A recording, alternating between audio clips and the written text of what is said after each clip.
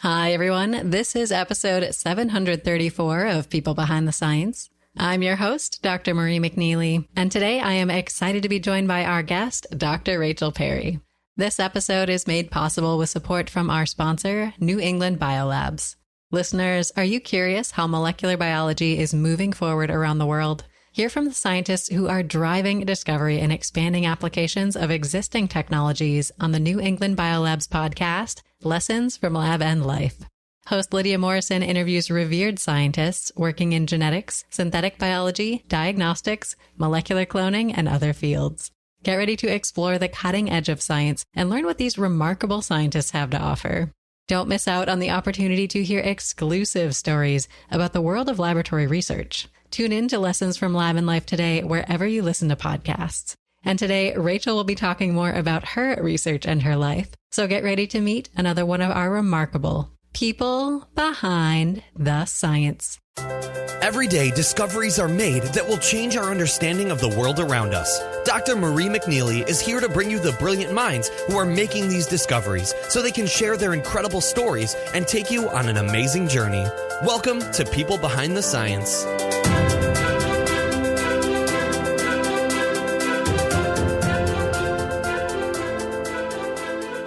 Hello, everyone, and welcome to People Behind the Science. Today, I am thrilled to be speaking with our guest scientist, Dr. Rachel Perry. So, Rachel, welcome to our show. How are you?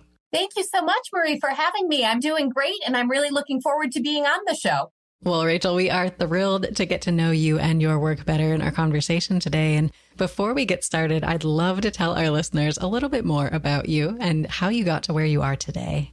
So listeners, Rachel is Assistant Professor of Medicine, Endocrinology, and of Cellular and Molecular Physiology at the Yale University School of Medicine. She was awarded her bachelor's degree in Biomedical Engineering and her Ph.D. with distinction in Cellular and Molecular Physiology from Yale University. Afterwards, she remained at Yale for her postdoctoral training in internal medicine and endocrinology, and she joined the Yale faculty in 2018. Now, Rachel has received a variety of awards and honors for her research, including the American Physiological Society New Investigator Award, an R37 MERIT Award from the National Institutes of Health, the Translational Science Research Prize from the Yale Cancer Center, the Melanoma Research Alliance Young Investigator Award, the Rising Stars in Cancer Metabolism Award, the Breakthrough of the Year Award from the Yale Cancer Signaling Networks Program, and the Translational Science Research Prize from the Yale Cancer Center.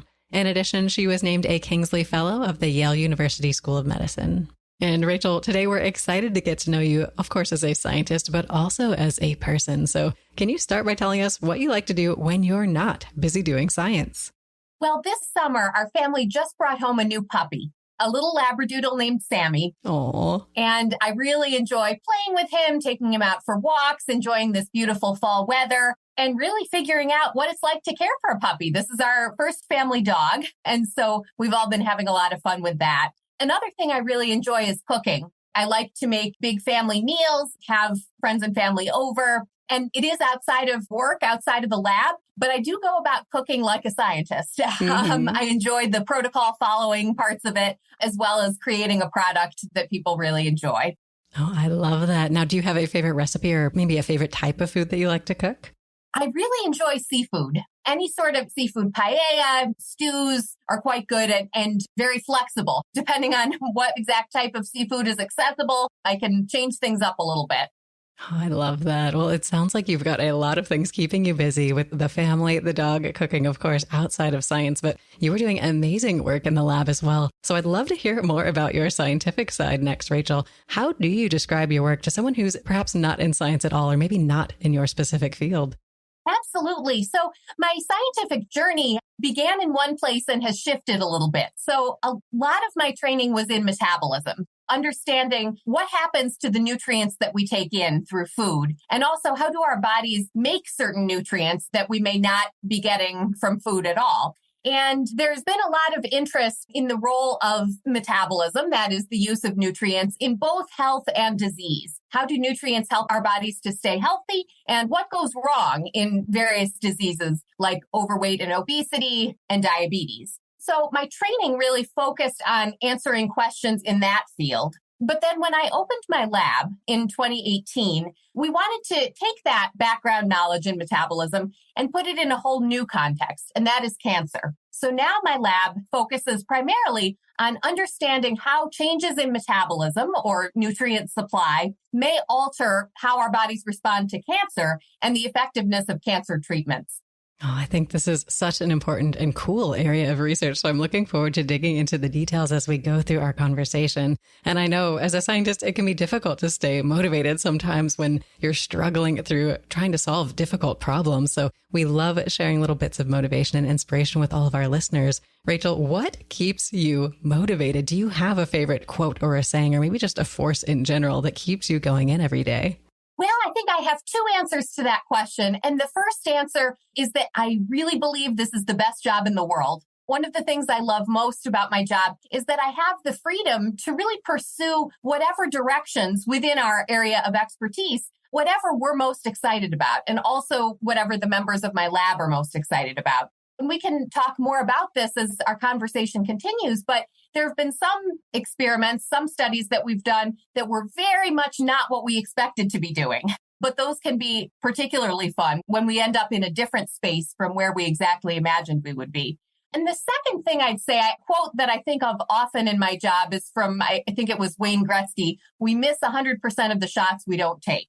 And that I find really is true both in science and in life. In science, it's very hard. A lot of the times the experiments we're doing don't work. Our papers may get rejected. Our grants may get rejected, but we have to keep taking those shots. And it's a lot of fun to take those shots and sort of see what happens. So, I think about that a lot when keeping going with science, because you can't get too distracted or too upset over one thing that goes wrong. You have to just keep taking those shots. And eventually you find something really interesting.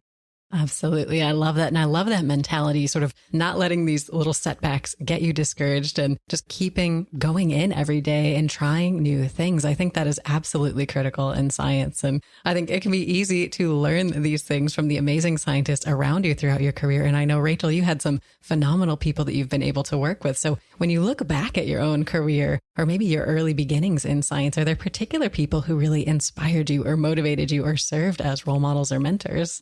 Absolutely. I think my first science role model and mentor, and really still a science role model and mentor, was my PI from undergrad through postdoc, Dr. Gerald Schulman. And one of the things that I particularly admire about him is the joy that he has about doing science. He just loves figuring out cool things and gets so much joy out of the process of discovery. And that really motivates the people in his lab to be part of that. And I learned that mentality, I think, from him and take a lot of that to where I am now.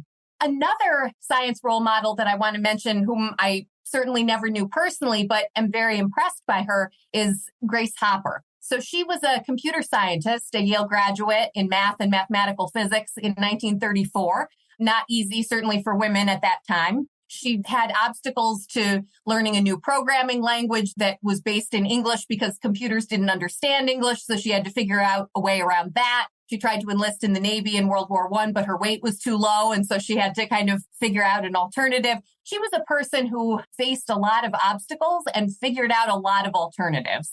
And that is helpful in thinking about this mentality of we have to keep taking those shots, as I was talking about before.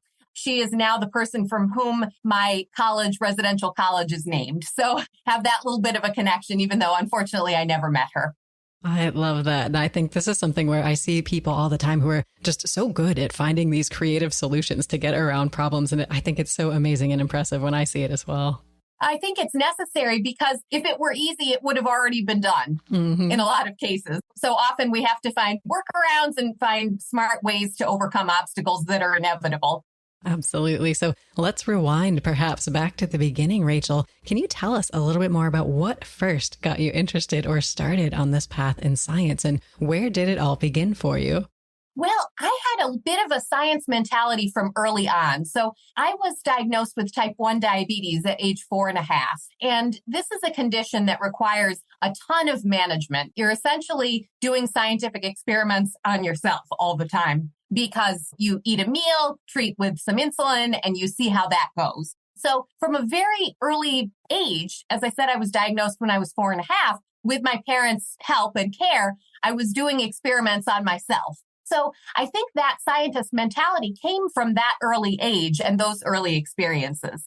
And I knew as I continued in my schooling, by the time I was in high school, I knew that I wanted to have some lab experience. And so I was really fortunate to be able to work in the lab of wonderful scientific mentor, Dr. David Van Wagner, with whom I'm still in touch to this day, 20 years later. And he was another role model in terms of the joy of science. From that experience, I was hooked. And then in college, continued doing research. And it was really the process of doing science and finding things out that when you do that experiment and you make that discovery, you're the only person in the world who knows that thing. And I just got hooked on that. So again, it was really the joy of doing science that's what's kept me in the field for this whole time. I think that is amazing. And I think being able to take advantage of some of these opportunities to get into a lab early can really help people make the decision of whether this is something they want to do themselves. So how did that opportunity with David Van Wagner come about? To be honest, I don't have 100% perfect recollection of that, but I believe there was a connection that was made through one of my high school science teachers. But I completely agree with the point that you made that it is really important when we can to provide opportunities for early stage, early career people. And in our lab, we're really trying to pay that forward. So we've had a number of high school and undergrad lab members, really because I think it is so important to give people these experiences very early on. And not all of them decide that this is something for them, and that's okay. But just giving them that exposure and allowing them to figure out if this is a career path that would be something that would appeal to them.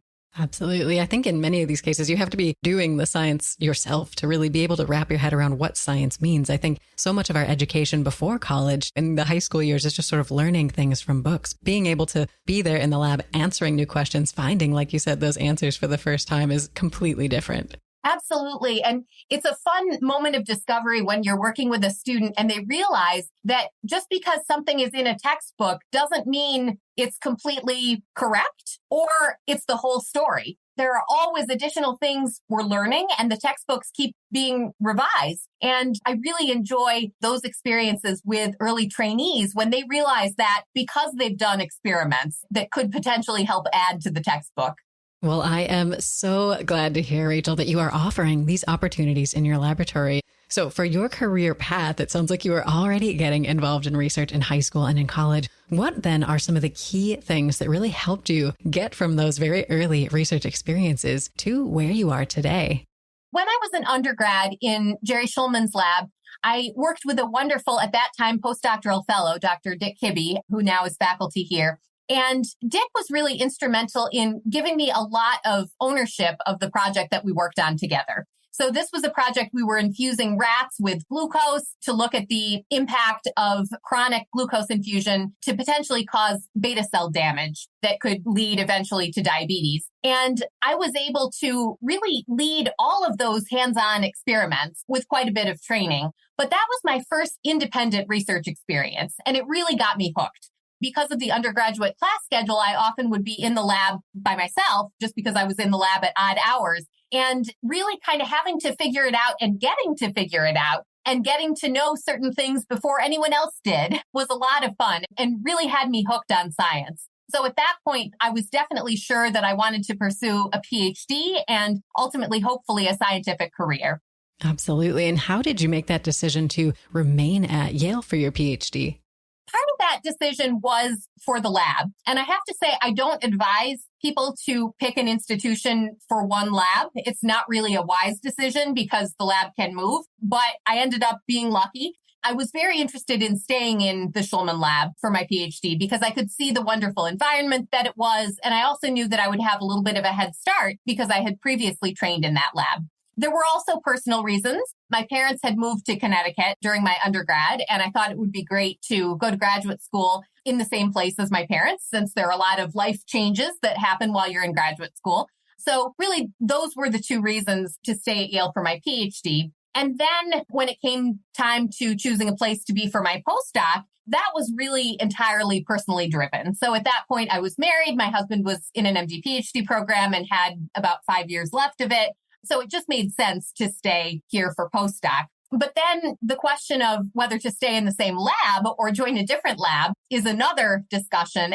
I made the decision to stay in the Shulman lab as a postdoc because at that point, Jerry Shulman and I knew each other so well that I was given a lot of freedom and flexibility to be able to pursue new questions as a postdoc. So even though it wasn't a new lab, I took the research in a lot of new directions that was really exhilarating as a postdoctoral fellow. Well, that is phenomenal. Now, did you consider other institutions when you were then applying for the faculty position? Definitely. I interviewed elsewhere and had some offers elsewhere, but Yale just seemed like the best option all around. Part of it was because of the ability to hit the ground running. At this point, I'd been here for 15 years. I knew everybody. I knew who to ask for certain things and who to collaborate with. I had a lot of existing wonderful collaborations. And I do think it allowed my lab to hit the ground running in a way that we wouldn't have been able to if I'd gone somewhere else. But certainly, that said, people do great starting their labs at new institutions. I'm certainly not trying to imply that it's not possible or that it doesn't go well a lot of the time. It's just, for me, the right decision was to stay at Yale. Oh, absolutely. It sounds like there were a lot of benefits in this case to sort of the continuity that you got and being able to, like you said, have that leg up, already knowing people, already knowing the department and being able to just hit the ground running with your research. But I guess, were there any downsides or any things that maybe didn't work as well because you were sort of in that same environment for the whole training as well as that early faculty career? Well, I think it is always more challenging to shift to being viewed by other people as completely independent if you stay in the same place where you did your postdoc. So there is some degree of thought in many minds of people know that I'm independent, have my own lab, but is there a little tinge of their minds that thinks of me as Jerry Shulman's postdoc because I was that for many years? That is certainly a thing that happens and I think has happened to me somewhat. But again, it's weighing the good parts and the bad parts. And for me, staying at Yale, the good parts outweighed the bad parts. Well, that makes a lot of sense. And Rachel, let's talk next about your lab at Yale. Do you have a particular project that you are working on at the moment that you are just the most excited about and want to share with us? I have a lot of projects that we love, but I would say one of my key pet projects is about kidney cancer metabolism. So renal cell carcinoma is a form of kidney cancer, and we are looking into how metabolism may fuel kidney cancer. So we've known for about 100 years that glucose, a sugar, is one of the key fuels that tumors use for rapid cell division that's necessary for tumor growth. And the kidney is one of the places where glucose is produced in the body. The liver and the kidney are the two main places that are able to produce glucose de novo. And we thought, wouldn't it make sense if the kidney is making more glucose and there's a tumor in there, that glucose that's made locally by the kidney could just fuel that tumor growth. The more glucose is made by the kidney, the more tumor growth you're going to have because that's going to be a local fuel supply. So we developed a method using tracers coming from my background in pure substrate metabolism that allowed us to distinguish between liver and kidney glucose production. And with that, found a mechanism by which a hormone that's made by the liver acts in the brain, which then signals on the kidney to fuel more glucose production by the kidney. And we then found that this glucose production by the kidney does fuel kidney cancer growth. So we're finalizing experiments for that project. We've been really fortunate to collaborate with Dr. David Braun, who has very kindly helped us get human samples from patients who are undergoing surgery to remove kidney cancer tumors. So we can validate some of our findings and some of our mechanism in these human samples as well, because we really think that there's the potential for this to make a difference in the treatment of human kidney cancer. Absolutely. I think the first step to being able to really prevent or treat the cancer is sort of understanding what fuels that abnormal growth of cells. So when you're thinking downstream, are there ideas at this point of, now that you know perhaps how this problem is happening, what you could then do to fix it? Absolutely. There are a couple different places in this mechanism where you could intervene. And we're fortunate that at some of the proximal steps, some of the later steps in the mechanism, closer to actually growing a tumor, there are already drugs. So beta blockers specifically will intervene in this pathway. And one really exciting point is that when we looked at survival of kidney cancer patients who have ever taken a beta blocker, they actually have improved survival. as compared to patients who never have taken a beta blocker. So it would be a very natural clinical trial that could start really any time because these drugs are quite safe to see if we give patients a beta blocker prospectively. So we know we have patients with renal cell carcinoma. We give them this beta blocker. Do they have improved survival? I really, truly believe that they will. But since we haven't done that clinical trial yet, of course, we don't know for sure. Oh, I think that is absolutely amazing. This is such an exciting project. So where are you on this pathway and what is the next step for this project? We are getting really close to submitting this manuscript. The last thing to do is we have knockout mice with proteins at various stages of this pathway knocked out. And we are putting kidney cancer into those mice and seeing if they're protected or not. And that, I think, would really prove the direct links between this mechanism and kidney cancer. It's looking very promising. This is obviously unpublished, but we're really getting there. And so we're anticipating submitting this manuscript for publication within the next 3 to 6 months, I would say. Well, Rachel, this is so exciting. Thank you so much for sharing this project with us. And I know we talked about in some cases, the experiments, the results don't come out as you expected. And I think this is something that is unfortunately common in science, or perhaps fortunately, because it sometimes leads to new directions. But I know these challenges, these unexpected turns are sometimes frustrating in science. And I think they're so important to talk about because these failures, struggles, challenges are so common, but you don't often hear about them. So do you have a story from your own research or your lab that really shares one of these tough times and how you worked through it? I think you're absolutely right that it is very important to work through these things. We have a little bit of a false sense that everything works because when we read papers, typically there are significant differences between groups and it often looks like a very linear story. And often we can just assume that everything worked. But in reality, what's published is just the tip of the iceberg. And usually there was a lot that didn't work that goes into that. So certainly I've had a ton of grant rejections, paper rejections. It's just part of the process and you have to deal with it. I think one story that has actually turned out to be a lot of fun was we had an experiment treating mice with a metabolism drug. So the drug is called dichloroacetate. It increases whole body glucose metabolism, so oxidation of glucose. And we had reason to believe that this drug would improve the effectiveness of immunotherapy against melanoma. Because there's been some research from our group and also from other groups suggesting that in activated immune cells, glucose metabolism increases. So we thought, if we artificially increase glucose metabolism systemically, then it should improve the effectiveness of those immune cells against cancer. That was very much not the case. My wonderful graduate student, Shinyi, did multiple rounds of experiments with these mice, and she did it very carefully. She made sure there were no confounders that could be affecting these results, and there just was no difference. It did not improve the effectiveness of immunotherapy. But she made a really interesting observation. Despite the fact that the mice treated with dichloroacetate had just as big of tumors as the control mice, they were much perkier. They ran around their cages more, they maintained their activity, and they maintained their strength much better than their counterparts, despite, again, having the same size of tumor. So that took us down the path of cancer-related fatigue. And we just published a couple weeks ago that dichloroacetate protects against really all the facets of cancer-related fatigue that we're able to measure in mice. And cancer-related fatigue is really a problem. So almost 100% of patients who are undergoing cancer treatment experience this condition. And cancer-related fatigue is a really severe, debilitating fatigue that is unlike the fatigue that we would feel if we run a marathon or if we pull an all-nighter working on an exam or something, because cancer-related fatigue cannot be relieved by sleeping more, getting more rest. It's really a deep bone type of fatigue is how many patients will describe it. And there are no pharmaceutical treatments for the entire syndrome. Sometimes people will take anti-inflammatories that may help pain, antidepressants, those may help mental health, but there really have not been any treatments for the whole cancer-related fatigue syndrome. And we really believe that dichloroacetate may represent a potential treatment. Importantly, it's already been FDA approved for other reasons, for a condition called lactic acidosis.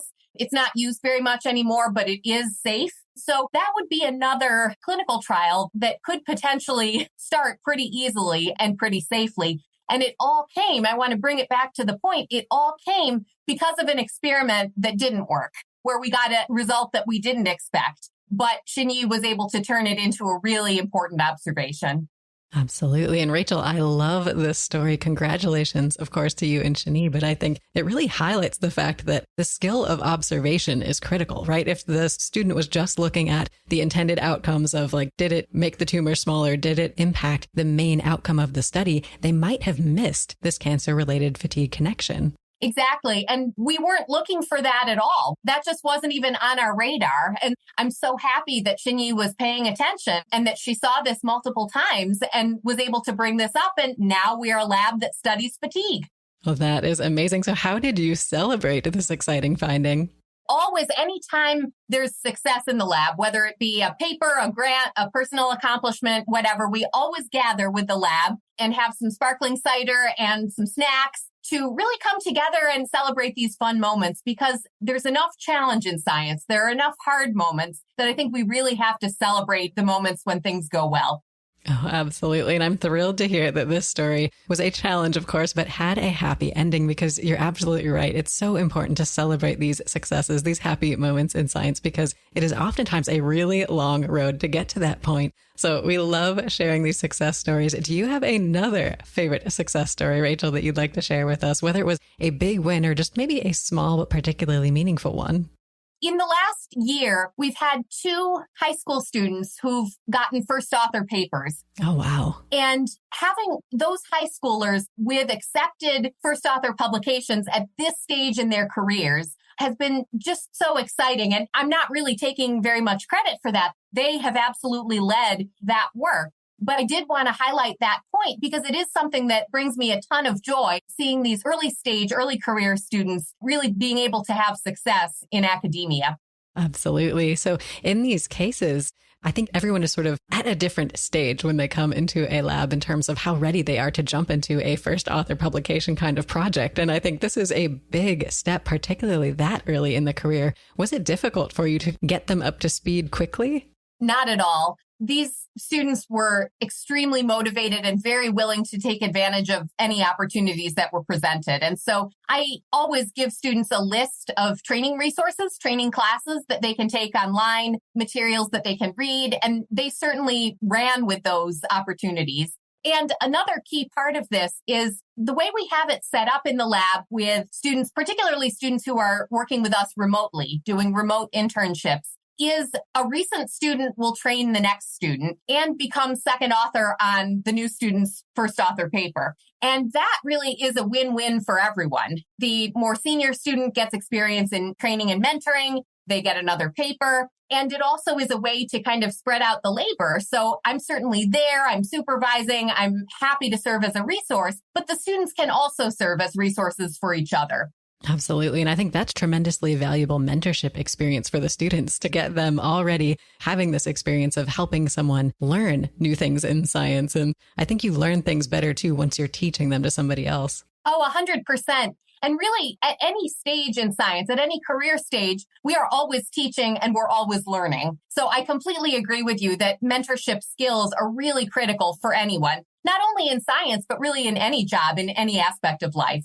Certainly. And I love this idea that you mentioned of a remote internship. And I think for some branches of science that may be easier or more difficult to really have a remote position in the lab. So how does this work in your lab? In our lab, it's mostly possible because most of our work is in cancer. And in the cancer field, there's been a big push toward making data publicly available. So there's a lot of gene expression data, some imaging data, and some clinical data that is available to anyone. And you can analyze that from anywhere. So this has really made it possible to do these remote internships. And so usually when someone is starting out, I'll ask them to look into what data are available. And once we know what data are available, so what tumor types have data and what clinical data is available to match for that particular tumor type, from there, we can start asking questions once we know what's available. But in this era of big data, there's so much there that without question, there are interesting questions that haven't been asked yet that we can ask. I think that is so cool. And I love the idea of you really leveraging these open data sets. And I think that's tremendously important just from an efficiency of science perspective as well, to not be recreating the wheel every single time you're doing a study. Exactly. It's so important from a conservation of resources perspective, and also from the perspective of having access to the most information that we possibly can. Definitely. Well, I know you are doing amazing work in the lab, Rachel, and we appreciate you sharing some of these successes and projects with us. And listeners, if you want to learn about even more exciting science, then there is another podcast you should check out. New England Biolab's podcast, Lessons from Lab and Life, is your source for staying informed about the most up-to-date molecular biology breakthroughs. Host Lydia Morrison interviews prominent scientists and delves into their research to uncover how their findings affect society in meaningful ways. Tune in to learn from the experts and get a glimpse of the cutting-edge advancements being made by scientists around the globe. Don't miss out on this opportunity to gain new knowledge and stay informed on the latest discoveries. Tune in to Lessons from Lab and Life today, wherever you listen to podcasts. And now, Rachel, I know that you're working on fascinating science, but science can kind of consume your life if you're not careful. So we love encouraging listeners to take a step back and think about things outside of their area of science. And one way to do this is by reading broadly. So we always collect book recommendations from guests on the show. So Rachel, do you have a particular book that you really enjoyed, whether it's related to science or not, that you would like to share today? I'm a little bit embarrassed to say that I really don't read as much as I should outside of reading textbooks. I have to be honest, I'm not proud of this. I haven't read a full book other than a children's book in like 15 years, with the exception of books about sort of running a lab. So one of the things that I realized when I started here was that we are CEOs of small businesses without any training in being the CEO of anything. So I really tried to take advantage of books and other resources in that space. And so one that I just finished recently and really enjoyed is called Radical Candor. And it's about having difficult conversations and how best to do that in a way that everybody leaves feeling like their needs were met and that the important points were communicated. So I'm really looking forward to better putting some of those skills into practice, both in the lab and more broadly in general. I love it. And I love the title of that book, Radical Candor. We will put that on our website for our listeners to find. And do you find that it has helped you have some of these difficult conversations in science that, like you said, you haven't really been trained to deal with? Absolutely. And just thinking, being intentional about how we're going into conversations, I think is so important because we think about what we want to get out of an experiment all the time. So why shouldn't we apply that same logic, being intentional about conversations, thinking, what do we want to convey? What do we want to leave our conversation partner with? And how can that conversation best go? I think is a perspective that really helps a lot of conversations, particularly in the lab. I love it. You need to have your specific aims for a meeting and a conversation. Exactly. Well, that is amazing. And Rachel, we appreciate you sharing some of these insights with us. And we've talked about various aspects of your career, but one thing we haven't touched on yet is travel. And I think this is a phenomenal feature of careers in science, being able to go different places, whether it's to work with collaborators, to go to scientific meetings, etc. So do you have a favorite place that you have traveled for science? I think the top one for me would have to be Miyazaki, Japan. I was there last, I think, in 2019, and it is just a beautiful place, and the people are so welcoming. Another aspect of that trip that was wonderful was getting to see former colleagues from my postdoc. We were postdoc colleagues together. They moved to Japan, and then getting to catch up with those folks. So that is one of the things that I love about science. You really develop a global network of collaborators and just people you know and people you can visit when traveling to many different places. So what was the occasion that brought you back to Miyazaki? It was a conference. I believe the Japan Diabetes Society or an organization, something like that, was hosting a conference and I was invited to speak. And that was a really fun experience and an interesting experience because in my session, all of the other talks were in Japanese and I was the only one in English. So it was kind of fun to look at the slides, look at the graphs and see if I could kind of figure out what was going on and then talk with my colleagues, my friends, to see how close I was to getting it right. I love that. So what if our listeners are able to travel to Miyazaki? Are there particular things that you recommend that they must see or do while they're there? Well, I think they definitely must eat actual Japanese sushi in Japan. Mm-hmm. I would joke that Japan is the only place where I would eat airport sushi. Right. And it was wonderful. And certainly there are many beautiful areas to tour right on the water. So just leave some time to take walks by yourself or with a group of people to really explore, because the world looks so different. A beach is not a beach is not a beach. And the water is particularly beautiful in Japan, I think. This sounds like an amazing travel experience. And you hinted that while you were there, you were able to reconnect with some of the people that you had interacted with previously during your postdoc days. And I think these people in science are phenomenal, and developing this network of people that you can connect and reconnect with over the years is an amazing feature. Because I think oftentimes there's stereotypes still about what scientists are like and what life as a scientist is like. And we try to break those on our show by really highlighting these human moments in science and just the fact that scientists are these funny, amazing, creative people in many cases. So do you have examples, Rachel, of maybe quirky traditions or just funny or fond memories that you shared with colleagues that go against some of the stereotypes that people may still have? So we have a tradition in our lab that started in 2021 when we were hosting parties with the COVID mentality. And I had my lab members over to my backyard where we stood socially distanced outside to burn rejections in a fire pit. And we went one by one. We had printed out various rejection letters from papers and grants, and we would read a sentence that we particularly wanted to highlight and then drop it in the fire and burn it. And that was so much fun, burning those rejections. But also it contributes to kind of a team mentality. Look, we're all experiencing rejections. We're all on the same team, and we're going to all support each other as we're going through these challenging moments. It was the best lab party ever, and we have continued to do that. Burn rejections about every year, and we're due for another one of these. So I need to get that on the calendar soon. I love that. Now, does everybody only get one, or can you bring like a whole stack? Oh, as many as possible. I usually come with a ream of paper of rejections. I think that is amazing and so liberating, I think, to really emphasize that these rejections are something that you can put aside and move on from. They're not going to define you. They're not going to get you stuck.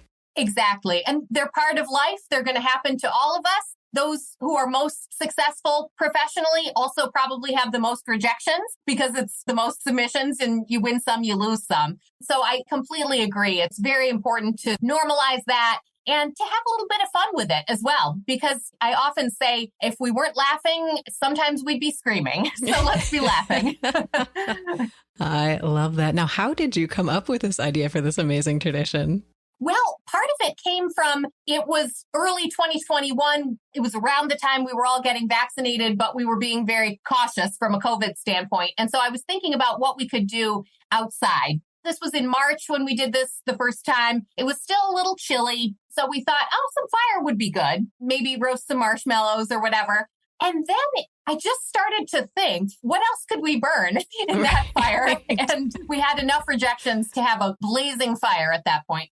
I think that is an amazing, amazing tradition. And I'm glad to hear that you're continuing it in the lab. And I think building that sense of community, like you highlighted, is so important for tackling these big issues that remain in science today. And I know oftentimes things like funding, staff, technology, limited feasibility of the projects that you really want to do can hold you back, Rachel. So if we took away all of the barriers that normally stop you, is there one particular research question or problem that you would want to tackle first?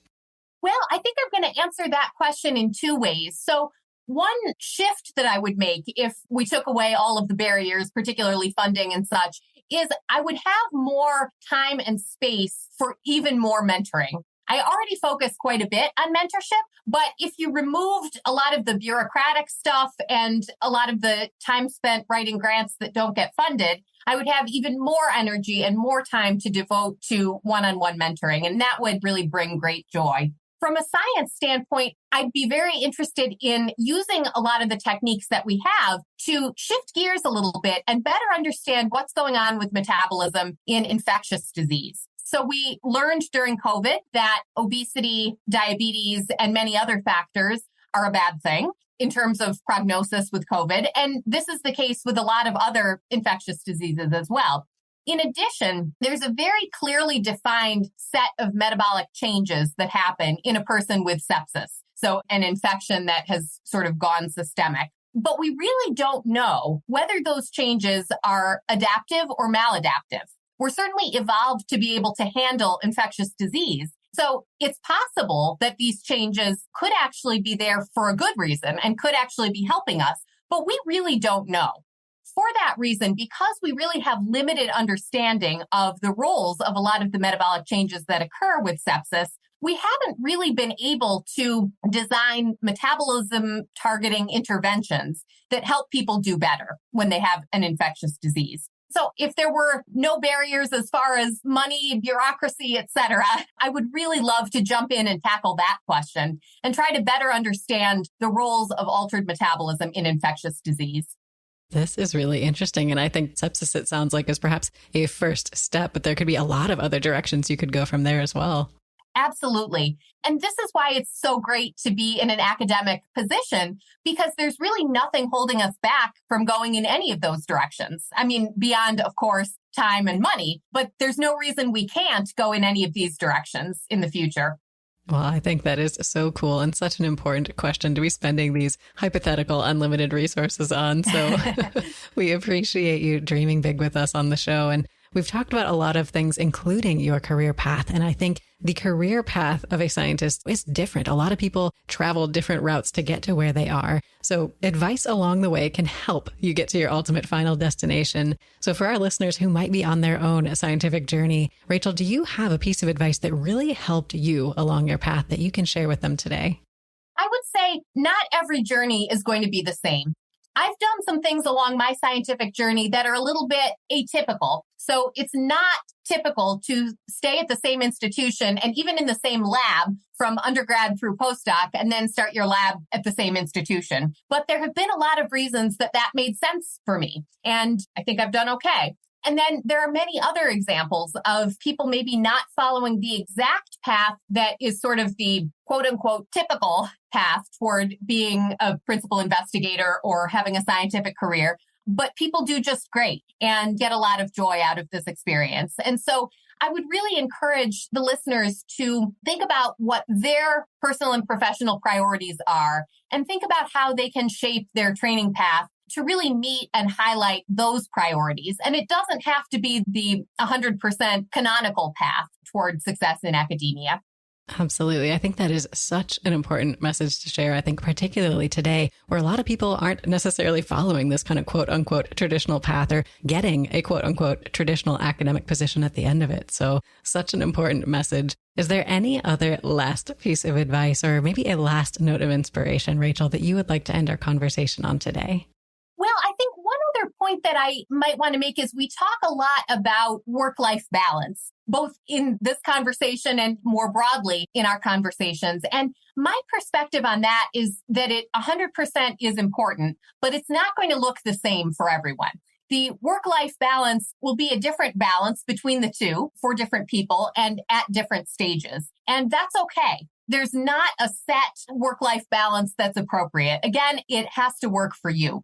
And that will look different for different people. And this is a philosophy that I've really tried to keep in mind during my own career and balancing the demands of being a new assistant professor with also having a family. My husband is an academic and we have an 8-year-old in addition to the puppy. That has required a lot of thinking and planning about how best to balance those things. But it is certainly possible. Our daughter is wonderful and happy and well taken care of. And you sort of make it work. It's not always easy, but you make it work. And it's certainly possible. And it's possible to really enjoy the process of making it work as well.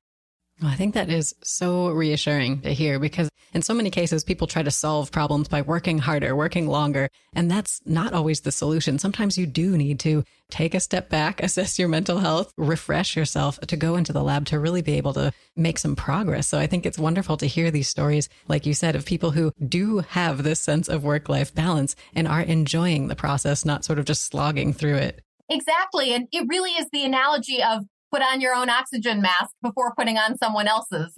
We have to be mentally healthy and really there in order to be able to flourish as a scientist. I think that is absolutely wonderful and a critical message to share with everyone. And if our listeners want to learn more, Rachel, about you and the exciting research that you're working on, what is the best way for them to do so? Absolutely. I certainly encourage people, if they're interested, to go to our website, which is www.rachelperrylab.com. And you can find our contact information there. We're on Twitter at Rachel Perry Lab 1 if you'd like to follow us. And I certainly encourage anyone who's interested in talking more to reach out. I'm available to Zoom with people or connect by email, and certainly encourage you to peruse our website if you're interested.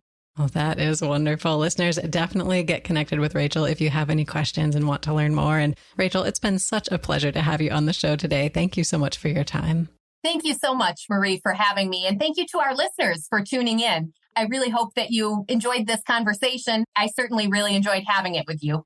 Oh, that is wonderful. Listeners, great to have you here with us as well. And if you have a moment, we would love it if you could subscribe, rate, and review our show on your favorite podcast platform. And join us again next time for another episode of People Behind the Science.